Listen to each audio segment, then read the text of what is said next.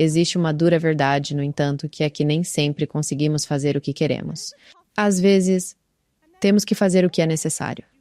Minha equipe nos bastidores, eles realmente odeiam essa frase, porque eu a uso muito. Mas a verdade é que vivemos em uma sociedade hoje em dia que nos diz o quê? Siga o seu...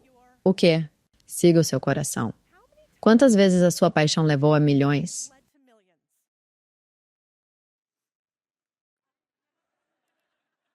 Isso soa ótimo em palcos como este, quando podemos contar doces mentiras para as pessoas. Mentiras doces, não verdades inconvenientes. Porque a verdade é, veja isso, a América. De 50% a 80% de nós odeia o que faz para viver. O único lugar onde passamos mais tempo do que em qualquer outro, além do sono, e nós simplesmente odiamos. Mas por quê? Acho que é porque estamos contando uma história para nós mesmos. Estamos nos dizendo para ouvir a ansiedade dentro de nós, que diz que não podemos, não conseguimos. Não é impossível, mas para você é. E na verdade, acho que sua ansiedade está mentindo para você. Se você realmente pensar sobre isso, já chegou até aqui. Provavelmente não é provável que você vá morrer porque começou uma startup. Provavelmente não é provável que você vá morrer porque comprou um negócio. Provavelmente não é provável que aquela coisa dentro de você que parece primordial, como se você não conseguir, isso vai te matar. De fato, muito pouco irá. E se você superar isso, então você chega a algo meio especial. É aqui que você começa a romper, do 0 a 1. Agora, o que acontece com do 0 a 1 é que começa a depender muito mais de nós. Ouvi essa frase de um ótimo mentor meu. Alguém já teve uma lista de afazeres, um to-do? Então, eu tenho uma lista de afazeres assim frequentemente. E eu lembro de dizer a um dos meus mentores, eu tenho muito o que fazer e tenho que fazer isso, isso e isso. E ele olhou para mim e disse, com todo o respeito, você só não prioriza muito bem, não é? E eu pensei, de novo, rude. Mas ele estava certo. E ele disse, você não precisa de mais tempo, você precisa de um prazo. E se eu olhar para trás na minha carreira, só abrindo aqui para vocês verem, veja, isso são mais de 10 anos construindo castelos para outras pessoas em vez do meu. Está mais próximo de mais de 15 anos de não apostar em mim. Então, se alguém aqui sente que é tarde demais, não sei se posso. Estou presa em um emprego corporativo. Não acho que isso seja realmente verdade, mas acho que há um custo. A cada momento que você espera, seu patrimônio líquido também espera com você. Verdade. Eu sei. A verdade é que sua falta de ação é seu maior concorrente. Sua espera é a competição, não há outro. O que acontece quando você toma a decisão hoje que deveria ter tomado há 5 anos? Você ganha mais dinheiro. Um bom exemplo de alguém que ganhou muito mais dinheiro é alguém que disse esta frase: seja um oportunista profissional. Este é meu investidor favorito de todos os tempos. Vocês sabem quem ele é? Quem você acha? Warren Buffett? Vou dar outra pista. Ele construiu um negócio. Ele comprou um negócio por centavos e vendeu por 39 bilhões de dólares, pouco antes da crise. Alguém sabe quem é? Mark Cuban, não. Temos alguns investidores na plateia também. Sam Zell. Agora, o que eu adoro sobre Sam Zell é que ninguém sabe quem ele é, a menos que você seja um investidor. É um dos homens mais ricos do mundo. Um dos maiores investidores do nosso tempo. E nós nem conhecemos o nome dele. Por quê? Com todo o respeito, colocamos Taylor Swift nos outdoors e colocamos celebridades nos outdoors. E as ouvimos quando elas nem sabem como é sua vida. Quando foi a última vez que uma celebridade até nomeou uma banana? Vocês já viram isso de Bill Gates? Incrível. Eles perguntam, quanto você acha que custa uma banana, Bill Gates? O que você acha que ele disse? Algo em torno de 20 dólares. Nossa, eu realmente deveria seguir imediatamente o conselho dele sobre como consertar minha vida, né? Não. O que é interessante sobre esse cara é que você aprende muito ao observar os manuais dos bilionários, não ao ouvi-los de um ápice muito distante para sequer ver o vale em que estamos. O fascinante sobre esse cara é que ele costumava dizer: a única razão pela qual eu ganho dinheiro é porque, quando o mundo inteiro vai para a esquerda, eu penso, posso ir para a direita? E me perguntei essa questão repetidamente para encontrar uma oportunidade profissional no mundo onde as pessoas estão com medo. E ele disse, eu faço isso tanto que tenho uma atividade física para lembrar disso. Este é Sam Zell numa motocicleta. Quantos bilionários e gerentes de fundos de hedge se parecem com esse cara? 0. Ele tinha uma gangue de motociclistas mesmo sendo um senhor de 70 anos. Impressionante, não é? Chamava-se Sam's Angels. Minto, era Zell's Angels. O porquê de eu amar isso é porque ele precisava se lembrar sempre. Mesmo um homem valendo bilhões precisava se lembrar de correr riscos e se destacar. Nós fazemos o mesmo, esta é uma difícil decisão, amigos. Você é pago exatamente o quanto os problemas que você está resolvendo valem. É aqui que as pessoas ficam realmente irritadas na internet e dizem, e os professores? E eu digo, eu sei. Pessoal, calma. Minha mãe foi professora de educação especial por 30 anos. Mas você quer uma mentira doce ou quer a verdade mais nua e crua? Você quer que eu suba nos palcos e te diga que minha mãe está milagrosamente prestes a ganhar milhões sendo professora? Porque é isso que eles vão dizer a todos vocês. Em vez de dizer, bem, se você quer ser professor e quer ganhar milhões, vá construir a droga da escola. Essa é a diferença e a verdade. E então quero que você se olhe nos olhos e pense sobre isso por um momento. Um gráfico de ame a si mesmo. A renda média do 1% mais rico versus dos trabalhadores. O que você vê lá? Uma grande, enorme diferença. Agora, a diferença entre mim e a mídia é que a mídia vai dizer, vamos taxar os ricos? Vamos tributar todos e vão atrás daqueles no alto, fingindo que vão redistribuí-los para nós. Mas quantas pessoas nos Estados Unidos possuem uma pequena empresa? Que porcentagem você acha que possui um negócio? Que porcentagem de pessoas? 3%. 3% das pessoas nos Estados Unidos possuem um negócio. Então, quem está realmente assumindo os riscos? Muito semelhante a quantas pessoas neste país fazem parte das Forças Armadas para proteger uma nação. 3%. 3% protegem os muitos. 3% que determinam o lucro. Então, se você realmente quer entrar no jogo, vá onde o jogo é jogado. Porque veja a diferença na compensação dos trabalhadores versus os CEOs. O que isso te diz? Que os CEOs são gananciosos? Talvez. Te ajuda a saber que os CEOs são gananciosos? Você ficará mais rico pensando assim? Não. Como você ficará mais rico? Você se torna o CEO. Você constrói. É assim que você fica mais rico. Você se torna um dos 3%. E é assim que você realmente ganha dinheiro. Porque eu era apenas como muitos de vocês que não têm um negócio. 37 mil por ano para múltiplos, múltiplos e múltiplos. Por quê? Pelo poder desta coisa linda que eu espero sinceramente que nunca tirem de nós. Mas droga, eles vão tentar, que é o jogo mais justo que podemos jogar. Mesmo que não sendo perfeito, se chama capitalismo. É a primeira coisa que vão tentar tirar de nós, porque vão colocar os que têm contra os que não têm um contra o outro. Temos que revidar. Verdade? Verdade. E qualquer um que te diga diferente quer tirar de você. E temos que tomar cuidado com isso. Porque a verdade é que mais dinheiro não é sinônimo de mais problemas. Na verdade, acho que você deve ter todo o direito de buscar incansavelmente seu primeiro $1 milhão. Eles costumavam nos dizer por mais de 10 anos que tinham um estudo que dizia que a felicidade atingia seu nível máximo em que nível? Você lembra o valor? $75 mil. O que descobrimos em algum momento no ano passado? O verdadeiro nível de satisfação é, na verdade, $500 mil. Eles usam um estudo para nos dizer o quê? Não ganhe, porque o que é dinheiro? O dinheiro é mau, é o que nos dizem. Vocês são diferentes, porque o que descobrimos quando entendemos o jogo do dinheiro e da propriedade é a diferença entre adição e multiplicação. Deixe-me mostrar o que quero dizer. No lado esquerdo temos adição. 1, 3, 5, 7. Isso é o que acontece quando você ganha. Quando você ganha para outra pessoa. Você faz, em média, aumentos de 3 a 7% ao ano. Quando você possui, você multiplica, o que significa que você nunca conquista um cliente um por um. Você os adquire em blocos. E é assim que você consegue ir de um jogo onde você não ganha muito, uma das minhas primeiras startups, a Threads Refined, para um jogo onde eu fiz muito para outras pessoas, para outros negócios, onde eu possuo o negócio todo e o público. Você procura onde pode multiplicar em vez de apenas adicionar. Mas a verdade é, e que eu gostaria que alguém tivesse me dito, que ficar rico não se parece em nada com esses caras. Nem envelhecer, aliás, só para ficar claro. Na verdade, ficar rico é mais ou menos assim. São dias longos e noites igualmente longas, repetidas vezes. Verdade. Mas a outra verdade que não nos disseram é que não basta apenas trabalhar muito, certo? Você pode trabalhar muito na coisa errada e ainda continuar pobre.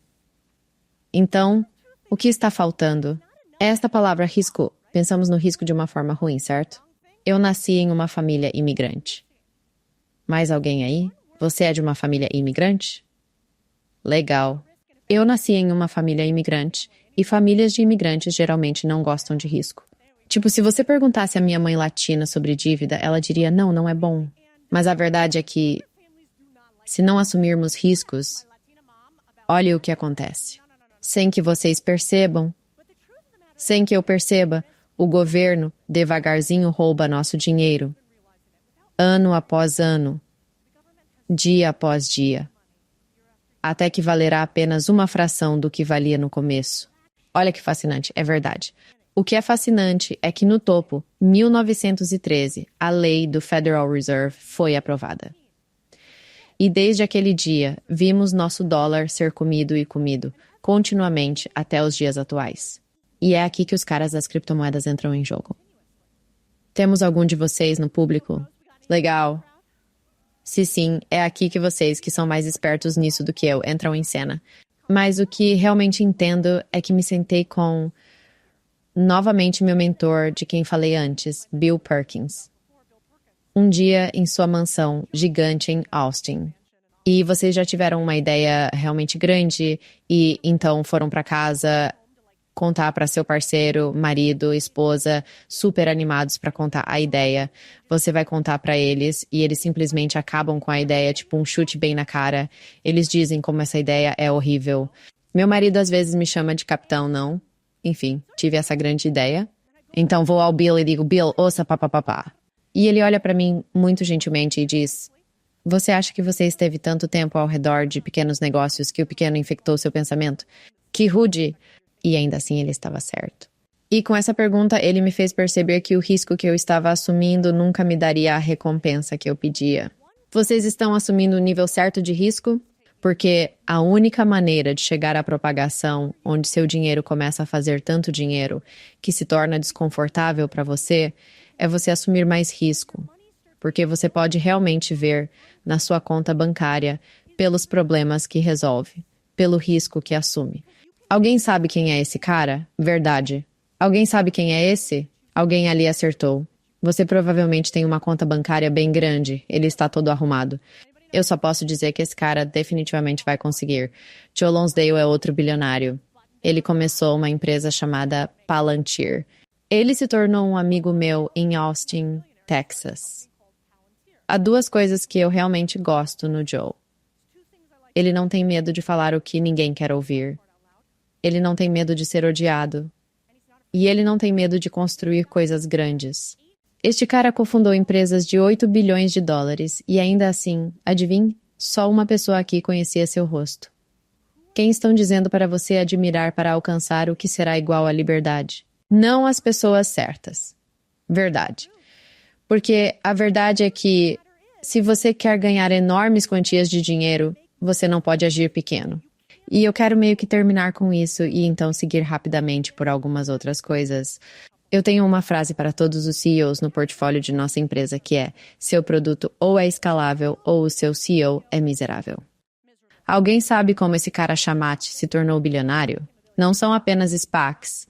Vou apenas dizer isso para quem realmente acompanhou seu histórico de investimentos.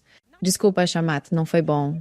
Ele surgiu com uma ideia inovadora no Facebook que transformou essa empresa em uma das mais bem-sucedidas de todos os tempos.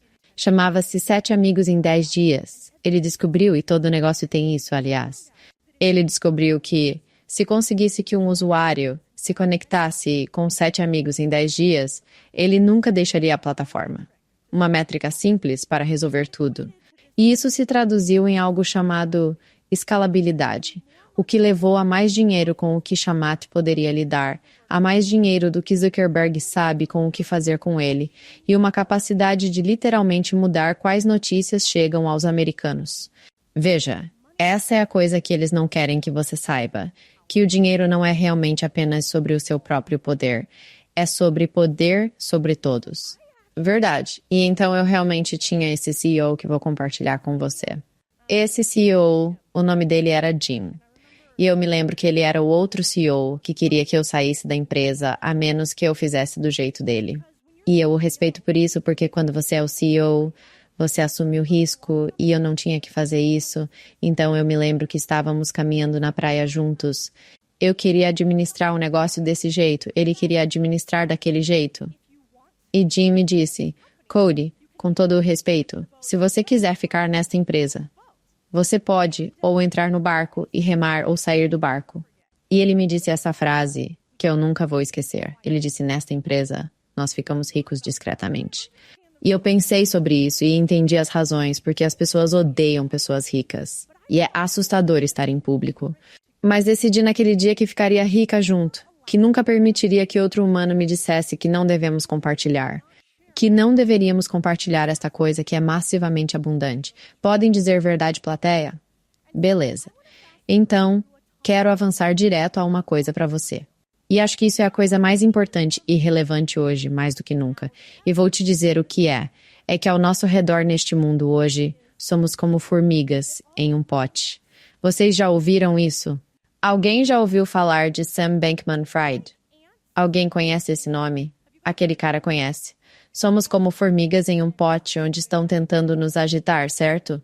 Há essa história sobre duas formigas em um pote, formigas pretas e vermelhas. Quando você coloca as formigas no pote juntas, o que acontece? O que você acha que acontece? Elas brigam? Na verdade, nada. Nada. As formigas simplesmente coexistem. Elas ficam como formigas levando as folhas, fazendo o que formigas sempre fazem. Mas se você agitar aquele pote, o que as formigas fazem? Elas se despedaçam. Elas vão brigar. E acho que pode ser onde estamos hoje, porque acho que o mundo está realmente ficando bastante difícil. Acho que você já pode sentir que há como uma recessão chegando. Parece difícil lá fora, que pode não ser tão fácil este ano como foi no ano passado. Alguém se sente assim? Ouço algumas verdades aí embaixo. Veja bem, acho que ao nosso redor temos os sinais desta recessão. E uma coisa estranha acontece em uma recessão, que é que as coisas que antes pareciam fáceis, agora nos deixam irritados. E o que isso significa? Significa que realmente temos que fazer um pouco mais com menos. E isso é algo que estou pregando em todas as nossas empresas do portfólio hoje. Na verdade, houve um discurso muito famoso de Andreessen Horowitz na Sequoia. Eles fizeram 2 diferentes no passado, 2 das maiores empresas de capital de risco do mundo, e disseram que, naquela época, isso foi em 1999, era a morte das startups do Vale do Silício em muitos aspectos. E justamente esta semana saímos com uma versão diferente disso. Quantos de vocês já ouviram falar de modo fundador versus modo gestor? Alguém ouviu isso no mundo das startups? De novo esse cara. O que está acontecendo é que os investidores de risco sempre sinalizam as quedas primeiro. Por quê? Capitalistas de risco, eles sinalizam as quedas primeiro porque o que eles fazem? Eles pegam um monte de dinheiro e colocam em esperanças e sonhos. Então, são sonhos altamente alavancados, sem receita e sem lucro. Então, quando as coisas começam a desmoronar, o que você acha que cai primeiro? Coisas sem receita e sem lucro. E então, eles estão começando a cantar essa canção de as coisas estão ficando difíceis. Mas quero que você tenha coragem em algumas coisas. Olhe para este gráfico comigo por um segundo. Isso é chamado de gráfico de expansão e recessão. O que você está vendo aqui é um período de expansão. É quando a linha sobe, seguido por contração, seguido por expansão, seguido por contração. Este é um ciclo de mercado normal que nos fizeram ter medo de estar nele. A verdade é que muitas empresas morreram. Mas olha o que acontece com aquelas que sobrevivem. Vemos que as empresas que sobrevivem a uma queda são algo de 9 vezes mais rentáveis a 3 vezes mais receita. Então, enquanto o mundo está assustado, quero que você se concentre nesta palavra, que é sobrevivência. Porque aqueles que sobrevivem, prosperam. Em períodos como este, você provavelmente não deve ouvir pessoas que te dizem para vender tudo. Você deve ouvir a pessoa que diz, neste momento, assuma um risco inteligente. Porque a verdade é que, se você é jovem e está sem dinheiro, lembre-se, todo bilionário de quem falei hoje trocaria de lugar com você. Existem filtros no investimento, e a maioria das pessoas opera a partir de um filtro chamado Síndrome da Previsão, onde sentem que precisam de uma previsão sobre o futuro para ter sucesso. Isso as leva a querer perguntar coisas como: Quais são as melhores ações e quando devo entrar nelas? Todas essas são metodologias falhas de investimento.